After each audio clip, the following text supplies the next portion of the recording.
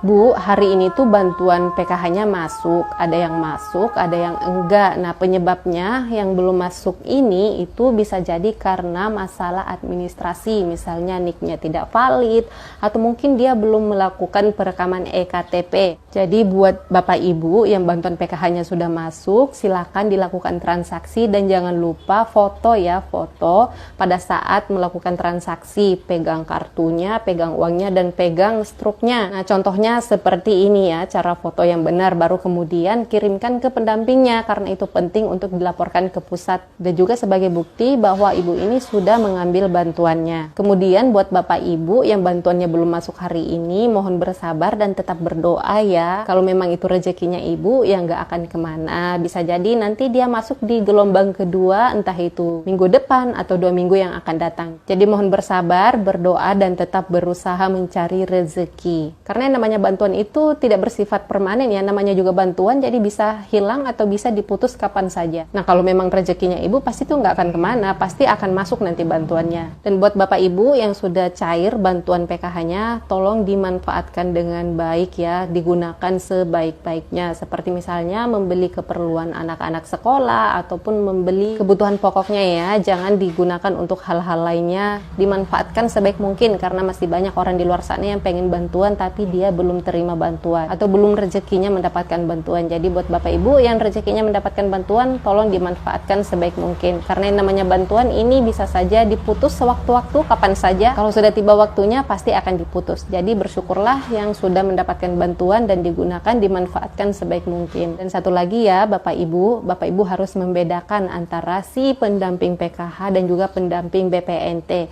Kalau pendamping PKH ini yang dia urus adalah uangnya, bantuan PKH-nya. Tapi kalau untuk bantuan BPNT ataupun beras dan juga telur atau sembako-sembako lainnya, itu yang mengurus adalah pendamping BPNT-nya, yaitu TKSK-nya. Jangan masalah beras tidak masuk, yang dihubungi, yang ditanya, itu pendamping PKH-nya. Ya jelas ibu tidak mendapatkan jawaban, tapi malah diarahkan ke pendamping BPNT-nya. Jadi Bapak Ibu harus tahu membedakan antara pendamping PKH dan juga pendamping BPNT.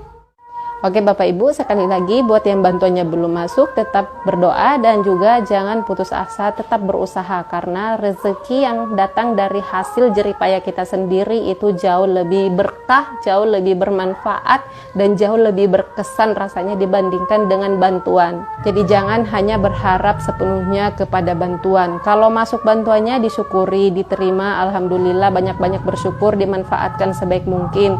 Tapi apabila bantuannya tidak masuk, ya tunggu, bersabar dulu, bisa jadi nanti di gelombang berikutnya akan masuk, entah itu mungkin seminggu yang akan datang atau 2 minggu yang akan datang. Kalau memang diputus ya berarti rezekinya memang sudah sampai di situ aja. Ya mungkin rezeki Bapak Ibu jauh lebih banyak di luar sana selain dari bantuan PKH ini. Ya saya juga mendoakan seperti itu ya. Semoga Bapak Ibu yang bantuannya tidak masuk di tahap ini dan diputus bantuannya karena ada hal-hal tertentu, semoga rezekinya semakin lancar dan semakin banyak dari arah yang tidak disangka-sangka, dari jalan yang lain, bukan hanya dari PKH saja.